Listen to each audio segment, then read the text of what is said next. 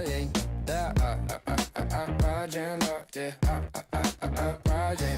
and Kevin, they're spitting the truth, keeping it real, keeping it orange and blue. Talking recruit, who's next in line? Line our pride, it's about that time. Orange and blue, yeah, that's how we do. Post-game vibes, breaking it through. Ryan and Kevin, the crew that you knew. Keeping it fresh, keeping it orange and blue. From the court to the field, every play, every step. Debating the cause where the game is at. Who's rising, who's falling, who's making the cut. Line 9 for life, never stuck in the rut. Okay, recruiting buzzer got the inside line. Post-game chatter, they're always on time. Breaking it down, they're the voices you trust. Orange and blue, yeah, they repping for us. Orange and blue, yeah, that's how we do. Post-game vibes, breaking it through. Ryan and Kevin, the crew that you knew. Keeping it fresh, keeping it orange and blue, yeah. So tune in, lean back, let the wisdom flow. Ryan and Kevin with the knowledge they throw. Line 9 Nation, this one's for you. Forever proud, keeping it orange and blue, yeah. Orange and blue, orange and blue, yeah. Orange and blue, orange and blue, yeah. Welcome. It's Sunday night, and you know what that means. A very, very victorious week for Illini sports.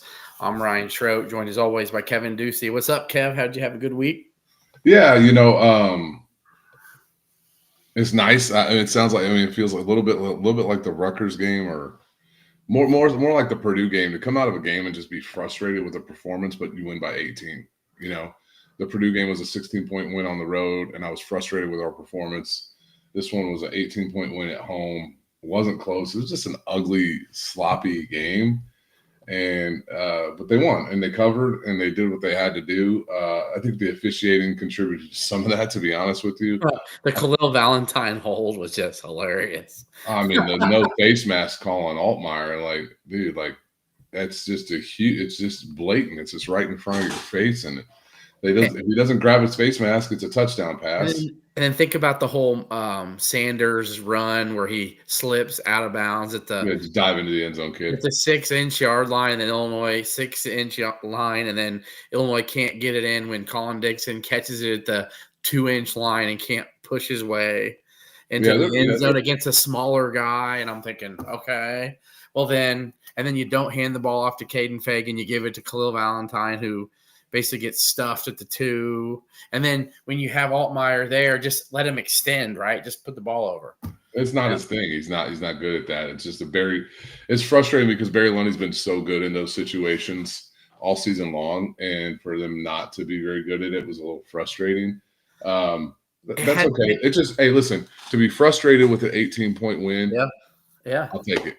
At the end of the day, yeah. So what I love to see, though, after that was, right, how did Illinois respond? They stopped Maryland after a 17-play, 95-yard drive and got nothing out of it. And there were some things on that. Yeah, there were some things on that drive, like I think it was a 3rd down conversion where Washington threw the ball sidearm. It was a hell of a throw. I mean, that guy's really good. For a true freshman, he is really good. Yeah. I'm in total agreement with you about that. So you think about it, there's so much parity going on right now in college football. If you just look around, right, as Illinois fans, it's like the consistency that we're having right now with the program with Brett Bielema is pretty wild. It's almost like, wait a second, we're disappointed with covering spreads against average teams that we're beating soundly. You know what I mean? Like, Rutgers is fighting for a bowl berth. Maryland was a team that even they've had a couple games go against them. They could probably easily be a 6-7 win team. And we're soundly beating up average teams, right? Right. And we're still not really impressed. It's just kind of like, yeah, this is standard quo now, like status quo, right? Like beat up average teams. And we just would like to see more style points. But that's great. I was okay with it. I think, we would have loved to have maybe 31-6 or something like that, 35-6, whatever. But I think at the end of the day, what Brett Bielema did say is that they knew if they focused on just running the ball in the second half, they were going to get a win. And that's all they really cared about, really. At the end of the day, in November, it's winning. It doesn't matter how you win, right? Right. Yeah. And you look at a lot of teams that didn't do that, that didn't handle their business this past week or got a real scare. We didn't get a scare. We dominated in every segment of the ball game. We, 24-18 on first downs, outgained them by 104 yards, outrushed them. I mean, we didn't outpass them, but they threw the ball 20 more times than we did. And we had 6.9 yards per pass to 5.2. Fewer penalties, same amount of turnovers, which was a joke. My goodness, that wasn't a turnover. That was an interception. I was about to say the ball hit the ground. We were watching on the big screen, and everybody's like, wait a second. Every time Illinois had a catch, they were going to the monitor to watch to see. And I'm like, so how could they not overturn that? No, it was pretty bad. And here's the thing, Maryland on the season, their season low output before this game was 10 points against Indiana. We all know is a really good defense. I think Rutgers' season low in points was 10 points against Oregon, a really good defense. And so we in 2 games, we've allowed 19 points. We've allowed 1 touchdown in 2 weeks. And then good night, my lovely daughter. Hi. Say hi to Uncle JC. Hi, Uncle JC. All right. He's the X factor of the show right there. Yeah, he's going to listen on his drive into work tomorrow. So awesome. Or whenever we get it up, he listens immediately. He doesn't watch live. He's probably in bed. But, hey, you've got to look at what the defense did. And I've heard some of these arguments, like, I get if you're frustrated with Aaron Henry. I am too. I'm frustrated with the defensive performance. I'm not frustrated with my dear Hold friend. on, Aaron. He's not going to text you back now. Yeah, come on. That's my dude. No, but like you can't bag on the defensive coordinator when the team plays bad defense and then not give him credit when they play good defense. And I'm a little bit sick of hearing that, well, it's because of who they played. I'm sorry. Rutgers was a top 10 passing offense when we played them. They led the Big Ten in passing yards. Maryland's been a pretty good offense. They haven't been a good scoring offense, but overall they've been a pretty solid offense. They've been scoring between 17 and 27 throughout the Big Ten season. Right. And so you've got to give a little bit of credit. Here's something that happened. Illinois sacked Malik Washington. He had been sacked twice all season. Twice. We made it number 3. So, when we held them, they're a 350-yard offense. We held them 60 yards underneath their average. And that's based off that the game against us, I believe, is factored in that. No, it's not factored in. We held them 60 yards under their season average and well under their season point total. And so you've got to give some credit to the schemes and what's been happening. I was thinking about this today, Ryan. It is really frustrating sometimes when you look at the schedule and you look at things and you look at the way that things happen. What would the Indiana game look like if they played next week? Yeah. I mean, I don't think we're losing 63 Or what happens if it was in Illinois? What happens if it's in Champaign, Right. We flip. Yeah. I mean, yeah, you can do that too. But I was going to say you can't do that really with the Washington. If Washington played us here this year, and Illinois then we'd have to play at USC. So you take them, you weigh them out. But I just was saying more of just like people thinking that Illinois is the 63-10 team. That is caught up so much in so many people's minds, and you can tell by the votes that you just look around like. And I will continue to do it. You look at Texas, you look at Tennessee more than Texas. But I will say, who you lose to matters, Kevin.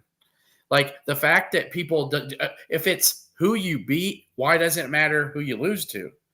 So let's say it's who you beat though, Kev, real quick. Okay, who'd you beat? Tennessee. Come on, give it to me. 5-6 Mississippi State. That's your best team. Okay. Or Kentucky. Okay. All right, Texas. Now we'll go Texas, right? All right, Texas. Who did you beat? All right, you beat Vandy. Okay, that's nice. We like Oklahoma. Very good, very good. With a quarterback with a broke thumb still. Yeah, played. Yeah. So now, okay, well, who'd you lose to? Well, Illinois lost to the 2 best teams in the country. Okay, that's just bad luck as it is. Like you got to play the 2 best teams in the country, like that have really separated themselves, in my opinion. Because if you look at Texas A&M easily could have lost a bad South Carolina team. Struggle with Auburn. Yeah. So you look at that and say, okay, Illinois' got the two best teams in the country, plus a team that's lost one time in the last, what? 3-4 years at home, yeah. Yeah, so and that's a team that's going to go 8-4 most likely. They might go 9-3. They got to get healthy. I don't know if Coleman or Boston would be back to play. That Oregon game though in Seattle is not going to be a gimme though. No, and then they got to get the receiver. They lost another receiver in the Purdue game. I hope he's okay. I didn't hear any word on that, but yeah, it's just I get frustrated when you look at like does Texas not get this? Texas didn't go down as far in the polls, losing by 25 to Georgia as Illinois did by losing by 18 to Ohio State. Illinois had a bigger drop in the polls losing by 18 to Ohio State than Texas did by losing by 25 to Georgia. And tell me what Missouri's did by beating a 5-6 Mississippi State team by 3 touchdowns at home that now they're going to be ranked again. You know, it's like, hey, oh, wait a sec. Hey, Illinois is continuing to win and actually looking really good. Yeah, we don't care. Yeah, Missouri beat Mississippi State. So, you know, that's what the SEC bias. And the thing is the people shit on the Big Ten so bad. And I'm going to be like, please, I would love to see some of these teams go to the Coliseum and play USC. Go to Seattle and go play Washington out in the rain and the cold rain. Go to Madison and play Wisconsin. Go to Kinnick. Yeah, go to Kinnick. I mean, that Oregon win against Kinnick told me everything I needed to know about Oregon because I thought Iowa could win that game, especially the way the game was played in the weather. And Iowa did everything they wanted to do by mucking it up, and Oregon found a way to win. Like you play to win the game. And by the way, everybody's like, oh, Penn State. Yeah, that Penn State team still has tons of NFL talent on it. By the way, sure. And so I mean that's a little bit off because there's tons of SEC teams with tons of NFL talent. But what I'm saying is they're like saying Indiana almost lost to Penn State. You know? Okay. Yeah. And I'll say this. I honestly believe I think the 3 best teams in college football right now are Ohio State, Indiana, and Oregon.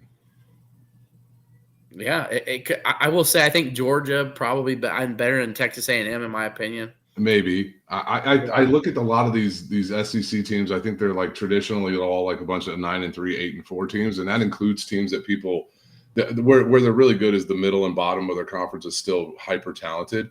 I think a team like Auburn could probably be an 8-4 team in another conference.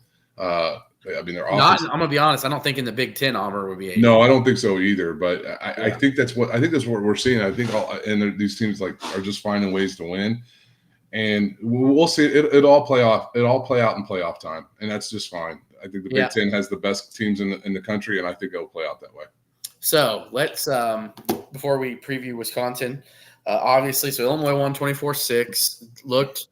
Could have easily been, 35-13, something like that. Could have, somewhere in there. They could have easily kicked a field goal on the possession that they didn't score. Could have been 27-6 if we count it like that. But anyway, so Illinois did what they needed to do. Impressive performance, Kevin's in the second week in a row from the defense.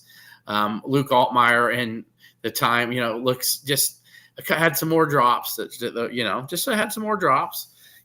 Without his drops, what would his completion percentage be? It's I guess any quarterback could say that, but our team seems to have some drops sometimes where you're kind of just like, it was drive killers, right, Kev? Third downs where you're like, we can get some momentum here. This team cooks really well once they pick up a first down. Then they can start doing a little hurry up, right? Yep. So do that when you're dropping third downs. So we'll go with for you. We'll start out with you. Your champagne toast for the offense. We'll start there. Caden Fagan, man, he ran really hard. I think I heard something that he had something like 2 or 3 carries that were 4 yards or less total in the game. I think 14 carries, 84 yards. 81 yards, long of 10. Sorry, the 15 was the receiving. I was looking at the numbers wrong. So you have a game where you have I think it was 2 carries that were 4 yards or less. One of them was a 4-yard touchdown run. So like the guy was just it was the best I've seen him look. He was quick, decisive. He was hitting the hole hard. We already lamented that he should have got the ball at the goal line and got 2 touchdowns. Still want to see him involved more in the passing game, but he had a nice 15-yard catch there. I look forward to him. He seems healthy. He seems invigorated. I'm excited about him moving forward. So my champagne toast goes to Arthur Lovington, Atwood Hammond's own Caden Fagan? I'm gonna, even though I'm gonna do an honorary one because he just can't not, and I think he deserves it. But I'm gonna give it to Hudson Clement. Right? Yeah, absolutely. 2 touchdowns. Look, just silky smooth getting open. He's really come on strong. Not really sure if his drop was a drop on that 3rd down. No, that was a catch. It was a catch all day long. Even then, did you get a chance to watch the replay? I haven't watched the replay of the game, but I did see the replay on the big screen they showed 3 times. And I'm like, the announcers, all of them, and the rules official are like, that's a catch. That's a catch. So I didn't understand where no one could understand. So The rules official was like, that's not going to the ground in the process of a catch. He had 2 feet established on the ground, was moving forward, and he was tackled. And the ground basically caused the fumble. So no, it was absolutely a catch. Yep. Okay. So even with that, but he looked really good. I think besides the 2 touchdowns, I think there was another nice play over the middle where they got Maryland offside, right? And he hit Hudson. Yep. Coming down beautiful throw. Yep. Yep. So Hudson's looking like he's becoming, a 1A, B, 1A, C. You got Bowick, you got Beatty, Dixon. He looks like we got 4 really, really good receivers out there. So Hudson Clement has really come into his own. I think something me and you both believed that by the middle of the Big Ten season, we start to see him show his flashes because I always loved his tape from West Virginia. So I think he's going to be the primary target next year. I think he goes into the preseason as our number 1 guy. Him and Colin Dixon probably 1A, 1B. Yeah, I'd put Dixon too. I just think Clement's got a little bit. And we're still going to have Bowick. We got Bowick's got 1 more year. Yep. So, all right. And Mario Sanders now, maybe. Yes. I was excited to see what he's got. But anyway. Got to dive, kid. Got to dive. Get in the end zone. My honorary. I got to give it to Luke Altmaier, though. Absolutely. Like a 20 back-to-back 20-plus touchdown seasons. He had a beautiful rushing touchdown taken away. I'm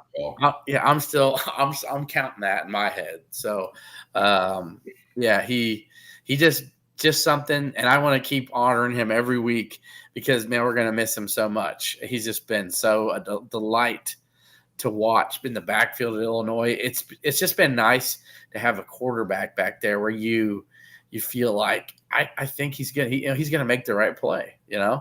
And like I feel confident if the game's in limbo and Luke Altmaier's leading Illinois, I'm like I think we're gonna win.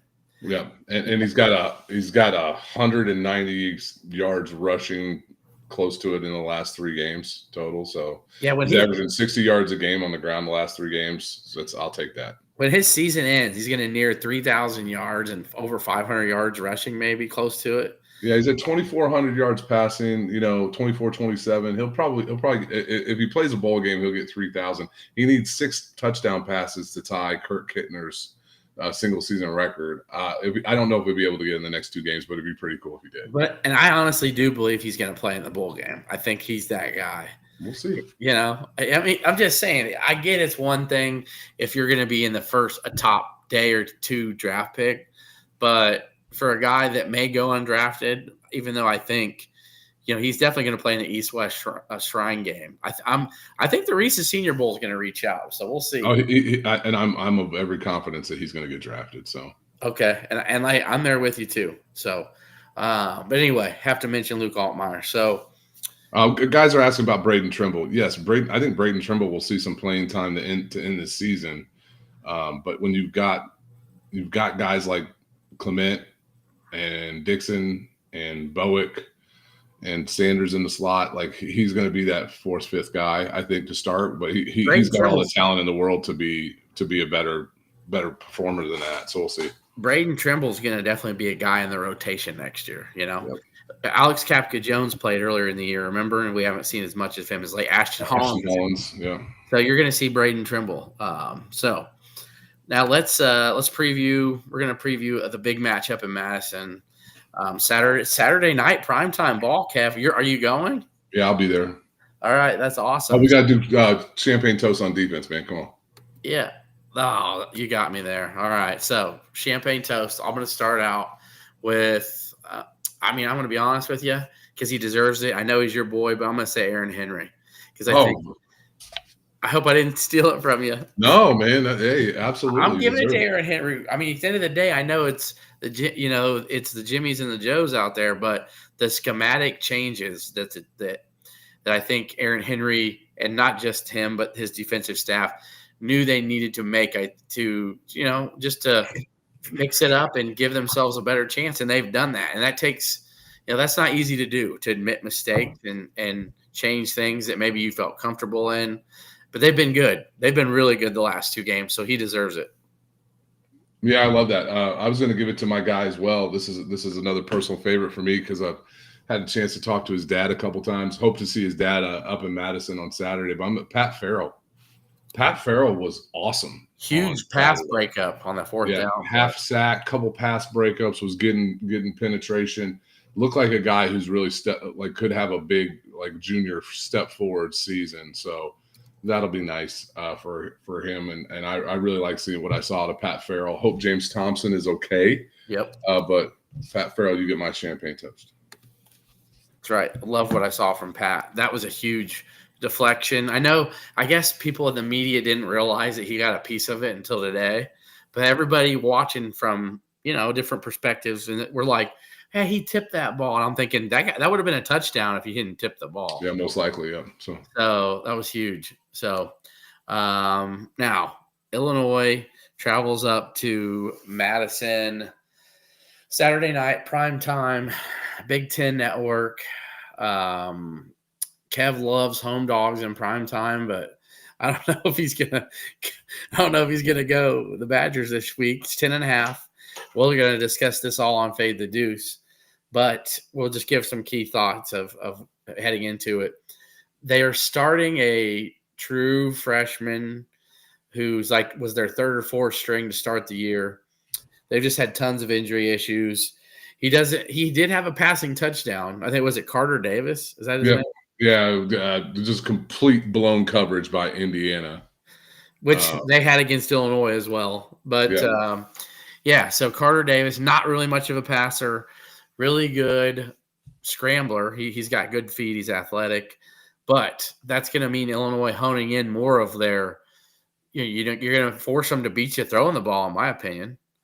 Yeah. So, but yeah, you're going to be there. Your take a 39-degree kickoff, 6:30 p.m. on Big Ten Network. Yeah, it's going to be cold. They're Carter Smith now is the fourth quarterback they've played. Dan O'Neill, Hunter Simmons, Billy Edwards, and now Carter Smith. He's 12 of 27 on the year for 106 yards, the touchdown interception. Here's the key number, right? And I get 10.5 is a big number on the road at night. I disagree with this being Wisconsin's Super Bowl because I think Wisconsin had their Super Bowl, and I think it was 2 weeks ago against Washington, and they won that game and they shot their wad and whatnot. I also think that Washington is arguably a top 5 to 10 team in the country at home, and they are certainly not that way on the road. What happened this week back home? And a super banged up team. No Coleman, no Boston. They blew the doors off of Purdue. They beat Purdue like nobody's beat Purdue this year. Nobody's beat Purdue like that this year. Washington did because they're at home. They're really good at home. They're really shaky on the road. Here's the key number, Ryan. Here's the key number.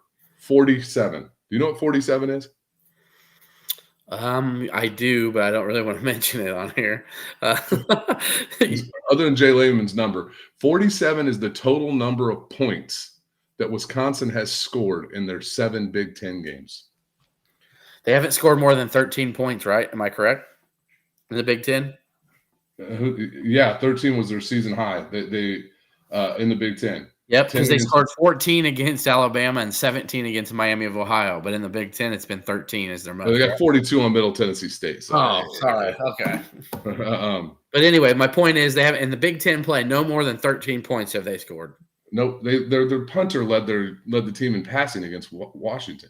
I mean, it's like a 21-yard completion. They cannot throw the ball. They are terrible at throwing the ball. They do not run the ball well.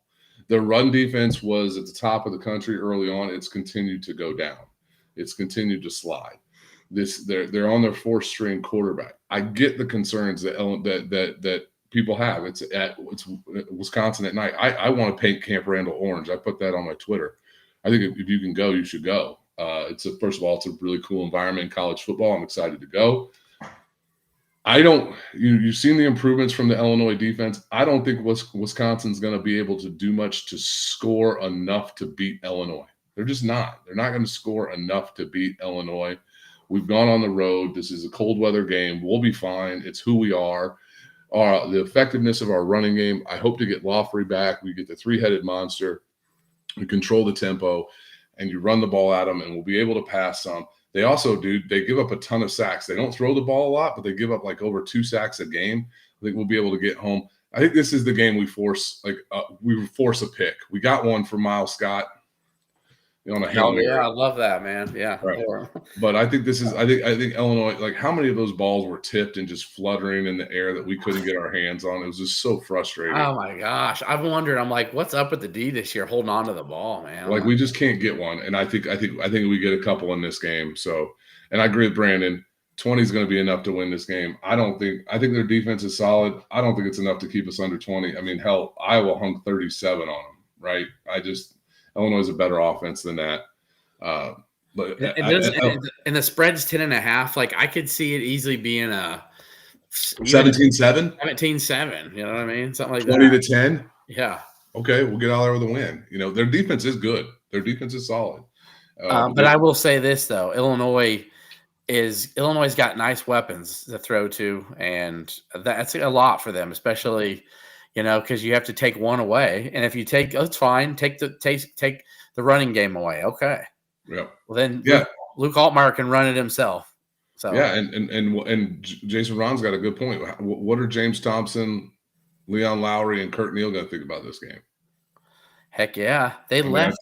Right. They left Wisconsin because they lost hope in that why they went there. Right. Luke Fickell really pretty much has destroyed Wisconsin football. And I'm not the only one that thinks that. Wisconsin fans think that. Oh, yeah. Ben Bruss definitely thinks it. What'd you say? Ben Bruss definitely thinks it. Did you see his rant on his podcast? Oh, no, I have not. I just saw Big Cat say it. He's like, please leave. But, yeah, so I agree with that 100%. And let me say, Neal, Lowry, Thompson, until he was hurt, they were making plays, dude. They were in the backfield, and I think they're going to definitely play really hard on this one. So, yeah, I just think, I was thinking 10.5. Like how did they beat Washington? They needed some key turnovers deep in Washington territory to score their touchdown. So the touchdown Carter Smith ran in on the 13-10 victory a couple weeks ago was after Damon Williams, who was very reckless with the ball. He holds, Illinois had chances to pick fumbles up. They just couldn't. Right. The ball bounced around right into Washington, Yeah. Against Wisconsin, though, that did not happen. They turned him over deep, like on the 4-yard line, they sacked him. Yeah. And then Wisconsin didn't have to do much. They scored 2 plays later. Other than that, they did not move the ball barely enough. I think they got a good punt return. And then Washington had a shank punt that set them up for a field goal. So it's like they didn't really move the ball against Washington. They took Boston and Coleman both went out during the game. The Boston was the one guy making plays there. Yeah, I just don't. Exactly. Folks just enjoy this team. The quality of seniors don't be here. It's true. Jason sent me a list and we went over it. And besides Xavier Scott, who could return if he doesn't go to the draft with a medical red shirt, I think Napnick, the O lineman that's barely been used, Desmond Schuster, besides some medical guys that could come back, that senior day game against Northwestern, Kev, is just going to be. It's going to be long. It's going to be long. It's going to be a long one. Yeah. And guess what? It's going to be a fun one. So get your booties in the seats for sure. Yeah. So 10.5, 6:30 Saturday night, a big one. I can't see unless Illinois shoots itself in the foot, kind of like it did against Ohio State. I just can't see Illinois losing this game. So, anything else you want to add to it, Kev? Brandon, there's nothing sad at all about seeing Wisconsin people on Twitter begging for basketball season to come. It's absolutely glorious because I'm old enough to remember in the 1980s when Illinois, we saw Wisconsin on the schedule, and that was a 3-touchdown plus win. We used to beat the shit out of them like it was. We beat them like they owed us money in the 80s. They were down there with Northwestern as the worst programs in the Big Ten when I was a kid, and I take great pleasure in seeing those cocky SOBs come back down to earth and realize you call us fibs. Well, we're gonna smack you in the mouth on Saturday night. So I can't stand that program. I hate everything about it. I don't know. They were terrible in basketball when I was a little kid. They're terrible in football. They should always be terrible. And I look forward to them returning that way. And they're way overrated in basketball. That team's not that good. So my first Illinois Wisconsin time to see them play each other. You remember this one, the 3-3 tie in 95. Yes. When I was like watching it and I'm thinking, hey, can they score points? And I'm like, so is the goal here to like just do nothing and kick the ball? That was in Camp Randall, right? Yes, where Illinois attempted a 55-yarder at the gun to try to get to the bowl eligibility. Yeah, we're 5-5-1 and missed bowl game. Yeah, 5-5-1 and missed the bowl game because they couldn't move the ball past the 38-yard line. And by the way, what was it? Former Seahawks OC/head coach Darrell Bevel said that Simeon Rice pretty much ruptured his spleen in that game. He hit him so hard. Like he said he was pissing blood. Listen, pissing blood for 2 days. Simeon Rice beat the shit out of him. That Wisconsin team went 4-5-2. They had 2 ties on the season. Illinois and Wisconsin finished 3-4-1 in the conference. Weird. Weird. I just remember that story because they said, "Hey, Darryl, you played quarterback, right?" And he was like, "Yep." They're like, "Who was the guy who was the hardest person that's ever hit you in your life?" And he's like, "I played against Simeon Rice in college," and he said he ruptured my spleen, and I was pissing blood for 2 or 3 days afterwards.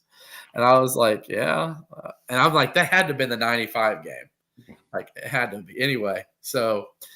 Yeah, I'm looking forward to that one. Illinois, though, what can Illinois play? Illinois is probably going to get back into the rankings if they can beat Wisconsin. I think they're probably in the CFP rankings that come out on Tuesday. I guess has the AP been a lot different than the? Yeah, there's definitely been like what Iowa was completely out of the AP, but 20th in the college football rankings. You know what? I think they can sneak in. I'm praying that they actually do look at. What is it? Robert Rosenthal posts his SOR with the FPI. Yep. I mean, is that what they look at? Do they use that? I think they do look a lot more at the metrics in that college football ranking, and I think Illinois will be in there. Okay.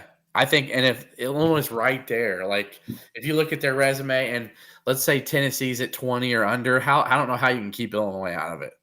You know, especially with a really good ranked win against USC. Like that's looking better and better every week, you know, so. And Illinois fans, you want to hope that the Big Ten can get 4 teams in the CFP, by the way, because that's almost a lock that Illinois is going to be in Florida. So St. Dominic Rosary, you are a trip, my friend. Yeah, buddy. We're right there with you, man.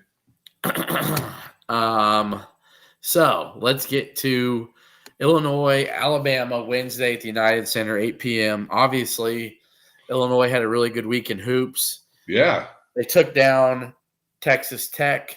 We saw the emergence of Andrej Stojakovic.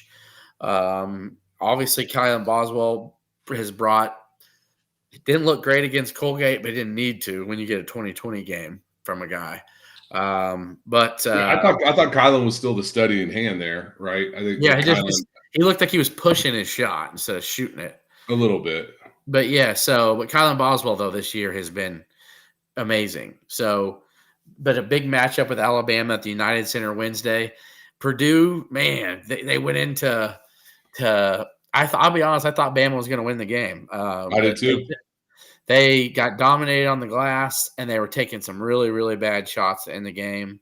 I think that's kind of what Bama does. They just shoot a lot of threes, even if they're good or not. They've got a lot of athletes that can handle the ball. Be honest with you, they're bigs. Not big fans of them. They're just kind of big, clumsy. They foul a lot. You get out rebounded by guys way smaller than you. Because you look at it, I know TKR is a good player, but you can't have 7 foot, 7'1", and you're getting out rebounded by a guy 6'9".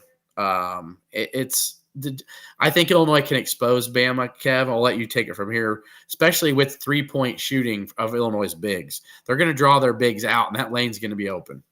Yeah, I think rebounds is going to be critical here, Ryan. And you talked about it. Purdue was able to beat up Bama on the glass, and it made a huge difference in that game. I mean, Purdue's tough, and playing in Tuscaloosa, that was the concern that I had for Purdue was were they going to be able to do it. They won the rebounding battle by 24. That's what I'm saying. Right, and I think Purdue's going to be a really good rebounding team. Clough is a heck of a rebounder, obviously TKR as well. But Illinois as a team, I think, is an overall better rebounding team. Yeah. And that's where this game is. Alabama is going to shoot a lot of threes. The one thing that the way that Alabama gets their threes can be a problem for Illinois is they get it off dribble penetration and kick. And can Illinois, well, as we know, like we are not the most side-to-side laterally. We're not the most laterally quick team with our typical starting five on the floor. This is where Petrovic is so huge. Is I think he's a damn good perimeter defender. I think he showed that. He showed that extremely well against Texas Tech. It's a battle-tested team. It's in Chicago. I think they play. Stojakovic? What's that? You mean Stojakovic? Yeah, did I say Petrovic? Yeah, you said Petrovic. Yeah, too many itches. Yeah, no, Stojakovic. But no, I'm actually looking forward. I think we're going to see Mihailo play on Wednesday night. Here's the thing. If we get Tommy back, we're going to win this game. No doubt about it. Without Tommy, I have some concerns, but I think we match up fairly well. Holloway and Philon scare me. I thought he was incredible last year when we played them. I think he's a phenomenal basketball player. He didn't do all that much against Purdue. Holloway just comes off a corner and can pull and fire. So they got that bull kid, whatever. Yeah, but he doesn't rebound well. They might be able to get them in some foul trouble. It'll be interesting. It'll be an interesting game. It's going to be a lot of fun. They really want to push the pace. So do we. Another game that should be in the 80s. I think Illinois could probably pull this one out. I'm really confident Illinois wins if Tommy plays. And we're hearing rumblings that he might play. I doubt it. So, as you know, I think Illinois can win this game without Tommy. They've proven that against Texas Tech to me. But I agree. And they certainly Texas Tech and Alabama are wired so completely differently. And the things that Texas Tech gave us problems with, Alabama doesn't have, but we'll face different challenges with Alabama being able to shoot the three. Yeah. I think a lot of it, too, is the rebounding key. Texas Tech is going to challenge us more on the glass than Bama is. So I think if Illinois can out-rebound Texas Tech, I think they can do something similar to what Purdue was able to do. We're just going to have to constrain dribble penetration kicks to open threes. We can do that. We'll be all right. They shot 44 of their 66 field goal attempts were from three against Purdue. So, like, they fire it away. Yeah, so. and let's just keep it real, too. We got to hope that Philon's off like he was against Purdue because Philon was missing 10-footers. I'm, like, sitting here going, okay, you got by Braden Smith and you threw up a ball that barely hit the rim. You know, and I'm thinking, what is that, dude? You couldn't miss against St. John's in the Garden. Another guy I'd like to see back, I think he can play, is Brandon Lee. I think Brandon Lee can be effective at shutting off some dribble penetration. So it'll be interesting to see where this goes. So yeah. And Sean Garner, don't ruin anything for Kev, okay? Don't tell him the Dodgers won. I don't want to hear it.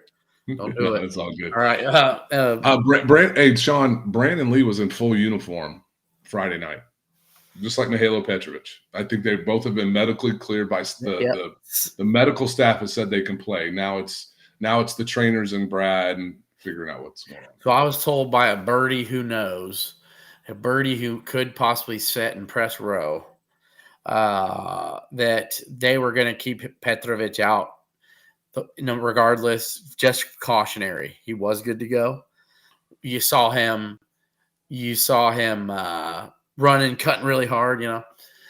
And I know people like coach speaks is coach speak. Like people try to tell me like, well, Brad said this in the press conference, and I'm like, yeah, I know he said that. That doesn't mean that's true. Like no coach is obligated to just be 100% clarity with every question, especially when it comes to injuries. He didn't get through the whole practice, one whole practice by himself. So we're not going to play him, but if you go back and listen to some of Brad's press conferences from last year, they're like, well, he doesn't really need to practice the whole because we know what we're going to get, At the end of the day, he's going to say what he needs to say. They were just being cautionary because they were preparing him for Alabama, Petrovic. They wanted him to be healthy. And I think he's going to bring another dimension ball handling wise. And that's something that Bama won't know nor see, and I'm okay with that. Sometimes a little gamesmanship didn't hurt anybody. So, but he definitely is Petrovic. I'm expecting to play. Brandon Lee very could. And guess how big Brandon Lee would be, Kev, to guard some of those athletic. Yeah, we're talking 5 to 7 minutes, and then I think that what Mahalo is going to give you from an offensive standpoint is the ability to break that guys down off the dribble and kick. And find guys open. Honestly, my own opinion, I didn't get this from anybody. This is my own thought. I think they didn't play Mahalo Petrovic against Colgate because why would you give Alabama any tape on him? No sense in it. Exactly. But Logan Park has a good question. He said that earlier. Yeah. I'll let you elaborate just a little bit more. Curious to see how Petrovic fits with the team. Well, he's a distributing guard first. Like he is a pass first guard.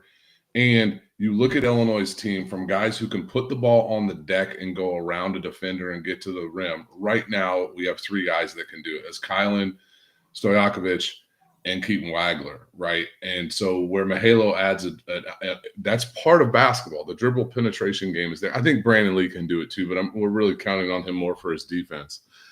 So where I think this can happen is if the offense is getting stuck in some kind of stagnant likeness, he is laterally really, really quick, and he can really get in there. He can also make shots. Like he hit 3 game winners in the Adriatic League over a span of a month.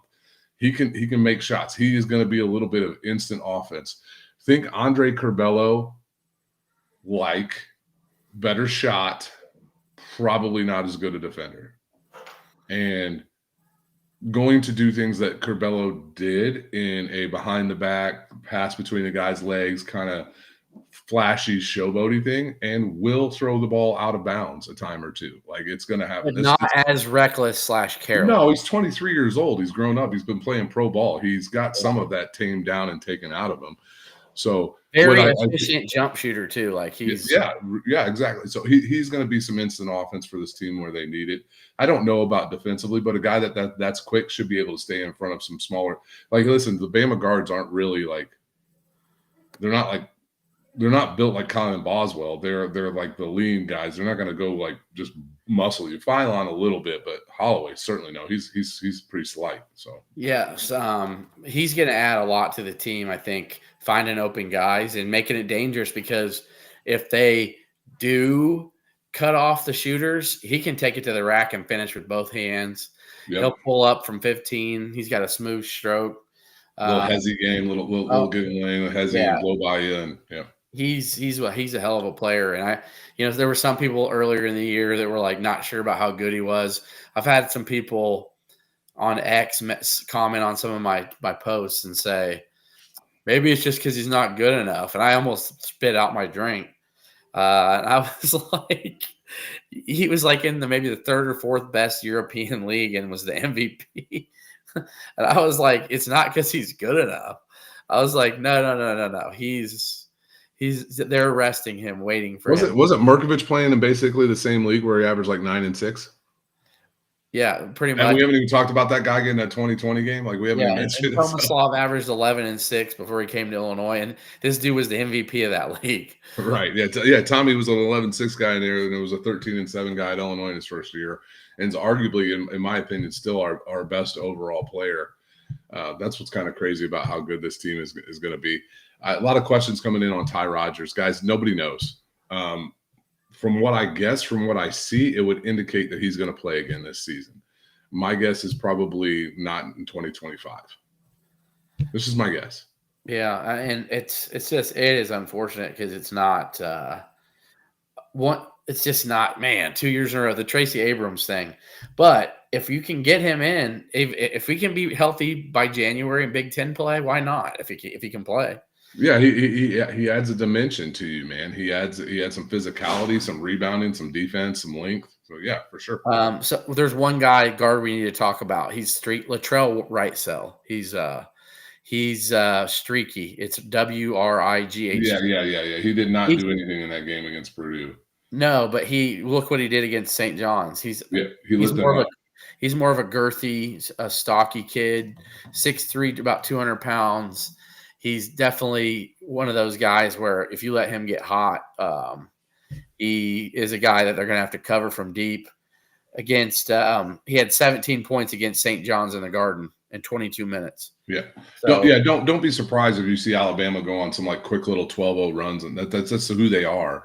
But they can give those up just as easily as they can, So I'm really, one of the things I'm kind of excited about is Cam Crocker being on this team, and getting a few days to prepare for Bama. Colgate doesn't concern me that we didn't play that well. It was the definition of a trap game, and we still handled business 1 by 19. Yeah. Shouldn't have been 30.5. That was a ridiculous. It's like we didn't play that well, but we beat them by 19. Michigan State beat them by 11, by the way, at home. Yeah. It's like, and they were up by 24 at once until Illinois just started like, whatever. Let's get some of the. I was really hoping for a 30-20 game, Ryan. I don't know about you. Me too. And he had the three that looked like it was going down, Kev. That's what I thought. Yeah. I was like, I about jumped for excitement, and it came out. But yeah, so this is a big one for Illinois in terms of this. If Illinois can take care of Bama here, I think all you really got to do, I think you can. I'm not even worrying about Mizzou. I'm gonna be honest with you. So, it's a really bad matchup for them. Yeah, if Illinois takes care of Bama at the United Center, and you split UConn and Tennessee, Illinois could have 3 gigantic non-conference wins. You can play. You're playing for a number 1 seed if you're 16-4 or 15-5 in the Big Ten. Like you look at all those. That's huge quad 1 games. You could say Bama, Tennessee, and Texas Tech. Those are all teams that are going to be fighting and playing for protected seeds. Top 4. Yeah, and I've got a chance to watch UConn a little bit. I mean, they're really good.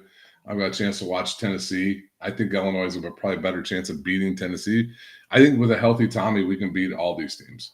Yeah, and I think Tommy will be back by UConn, by the way. I genuinely believe after Thanksgiving he should be ready. They're going to have they do have a couple games against Long Island and then UTRS, Texas Rio Grande Valley, I think.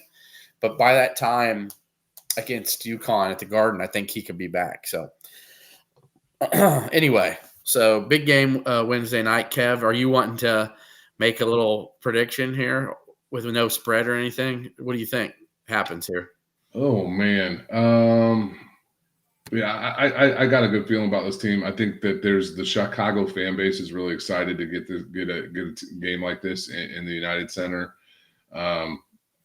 There's a reason why ESPN's matchup predictor, which I don't always agree with, of course, but there's a reason why it's 60% Illinois. I think Illinois wins this game. I think Illinois finds a way to win this game. So, yep, I think the unpredictability of Bama is they are not safe with the ball. They are reckless, but dangerous as hell. Don't get me wrong. I thought maybe they could be the best team in the country after what I saw happen with St. John's. They don't play much defense. Like, that is the thing for them. So you gave up 96 to St. John's. You gave up 87 to Purdue. And don't get me wrong, those are really good teams, but St. John's focuses more on defense and rebounding. They're not like this run and gun wild-ass team. And they scored 96. So I don't know how Illinois won't score 90-ish, probably. You know what I mean? If not 100. So I'm thinking this is going to be a high-scoring game. I think Illinois wins a close one. And I think the rebounding, the depth, and Illinois being bigs who can shoot. Yep. Purdue, their bigs are not pulling anyone from the basket. Illinois' bigs are. Merkovic's going to get one-on-one opportunities again and probably going to get switches to where he's on a guy like Bull where he can bully him around the basket, and I think Illinois can win this game something like 90-85, something like that. So yeah, that's Brandon Lampy's prediction. I'm with you. So Oh, Lampy. Great minds think alike, huh? All right. Trolling Tommy's back. Yeah, sure. Trolling Tommy. I haven't seen anybody in here. Kev, we're going to get to final thoughts here, and I'm going to start with you. All right. You've got a 7-win Illinois football team now. Third time in 4 years, Illinois has been through 10 wins of the season, 10 games of the season. They're 7-3, I believe. And I was sitting here in the airport on my way out to San Antonio the other day, and I ran into a guy wearing an Illinois shirt at the airport. We started talking. It's like, man, football team though kind of sucks. And he's like 60 years old. I'm like, what are you talking about? And what is wrong with our fan base that we have back to back? We followed up on at least an 8-win season with a winning season. It's like only the fourth. Like we just don't do this. Like we let's be real. Have some perception about who this Illinois football team is and what the program is and where we're going. We're 7-3. We were 10-3 a year ago. We're 17-6 in our last 23 games. That's incredible. We've got a chance to finish 9-3. We've got an opportunity to send out some of these seniors with a great crowd. And you got guys, Ryan, I mentioned some of these guys that deserve it. Obviously we're going to go to Luke and we're going to go to Gabe. But then you got guys like who left it all out there for this program, Dylan Rosiak, Hank Beatty, Krutz. Like I can go down the list. And I would really like to see a much better crowd for the Northwestern game. It was really frustrating to me what I saw on TV from a crowd perspective when it was 72 degrees outside. It just didn't. What was the so from my perspective though, Kev? What was the total attendance they announced? I don't know, but it just didn't look good on TV. I'll be honest. It was a good crowd. I would say over 50. The student section was terrible. 50. I'd say between 50 to 55,000 people were there. Well, just have perspective. Don't be like the guy in the airport, and then. Just appreciate. I know most of the fans who tune into our show do, but I just want to get that off my chest. And then one last thing: go Spartans. St. Joe, 5-4 going into the playoffs. Beat 2 9-0 teams in the first three rounds. They're playing Unity in the semifinals, a team that beat them 40-10 earlier in the season. Your nephew on that team? No, I don't have any family there, but that's the town I lived in when I bought my first house. It's where I coached high school baseball. It's where my brother went to school, my sister went to school. So I pull for the Spartans. It's nice to see what they're doing. So now to just piggyback a sec, it's senior day against Northwestern and honoring those guys who have changed the program completely from the time they got to Champaign. A beautiful Dylan Rosiak interview after the game against Maryland, and he was talking about Kevin. He was talking about when he came in 2022, one of the first games, home games. Remember when they beat Virginia before we knew how good they were going to be? Yeah, there's maybe 25,000 people in the stands for that game. And we didn't know because Bielema's first year, Illinois went 5-7, right? No one knew what Illinois was capable of that year and how good they were going to be. An 8-win team that easily could have been 10 or 11-win team. So many. The Indiana game, the Michigan game, right? The Purdue game. That team could have easily been a 10, 11-win team. But so that was Dylan Rosiak's one of his first games there. He remembers talking, how empty that stadium was, and he said that's what he walked into. And now when he leaves, he just looks around, and sees 55,000, 60,000, some games full, just the fans and belief of the program. And they're loud. They make a difference. And that's where he's leaving the program.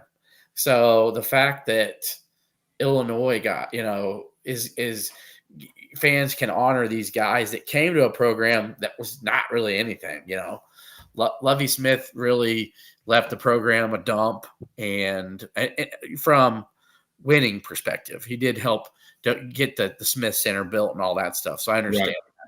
But when you got to win, right? What was he, 18-38 or something like? Anyway, so and then Bielema's 5-7 his first year. That's not sexy to walk into. Like, who wants to come into that? So, and these guys are leaving to where possible back-to-back 10-win seasons is possible, back-to-back even 8-win, 9-win seasons. Something, Kevin, that hasn't been done. I think even the 8 wins, Kev, 40-plus years. And if they get to 9, and if they get to 9, Kevin, even if the 9th game is the bowl game, let's just say that, over 120 years. Think about that, man. Generations of people. Dude, yeah. Brett Bielema is 1 win away from winning 8 games in three out of the last 4 seasons. That's historic too. 100 years, if not more. That's just wild to think about, knowing how long this program has been around, right? Yeah, and look at what we got. A lot of people talking about Pat Bryant. Chase Brown, 99 yards rushing today. Tommy DeVito's had some games last year where he scored touchdowns. Like, we got skill guys like Pat Bryant, Isaiah Williams, Chase Brown. We've always had linemen and linebackers and, and some secondary guys that play in the NFL. We've been a long time since we had skill guys playing in the NFL. So that's really cool. And we're going to have some more skill guys playing in the NFL. We're going to have more skill guys. That's right. I don't know how a guy like Hank Beatty doesn't make catch onto a team, I think Hank Beatty will absolutely find a way on a team. So yeah. So my final thought is just, as Kev said, man, a great time to be an Illini fan. Enjoy these last couple weeks of Luke Altmaier, all the seniors, Barry Lunny. And I'm so glad I've gone to these games. So I've enjoyed them. I enjoy every moment. Like, I get mad at all the stupid replays. Oh, it's incompletion. I'm thinking years ago I'd just been mad to be mad because the program stunk. Now I'm thinking there's a lot of history this team can continue to build on. So that's what I get irritated about. But so we appreciate you guys. Thanks for tuning in this week. Big week ahead, obviously, Illinois Wednesday night. So we'll be back for Fade the Deuce, Kev.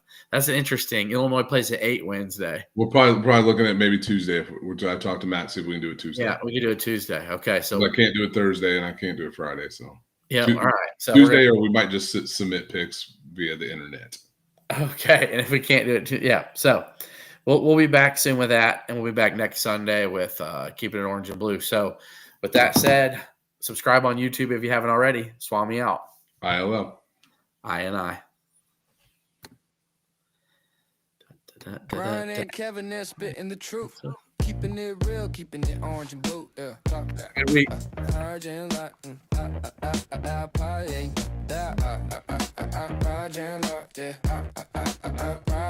Brian and Kevin, they're spitting the truth. Keeping it real, keeping it orange and blue.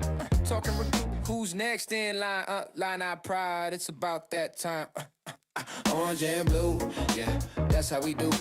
Postgame vibes, breaking it through. Ryan and Kevin, the crew that you knew. Keeping it fresh, keeping it orange and blue. From the court to the field, every play, every step. Debating the cause where the game is at. Who's rising, who's falling, who's making the cut. Line 9 for life, never stuck in the rut. Okay, recruiting buzzer got the inside line. Post-game chatter, they're always on time. Breaking it down, they're the voices you trust. Orange and blue, yeah, they repping for us. Orange and blue, yeah, that's how we do. Post-game vibes, breaking it through. Ryan and Kevin, the crew that you knew. Keeping it fresh, keeping it orange and blue, yeah. So tune in, lean back, let the wisdom flow. Ryan and Kevin with the knowledge they throw. Line 9 Nation, this one's for you. Forever proud, keeping it orange and blue, yeah.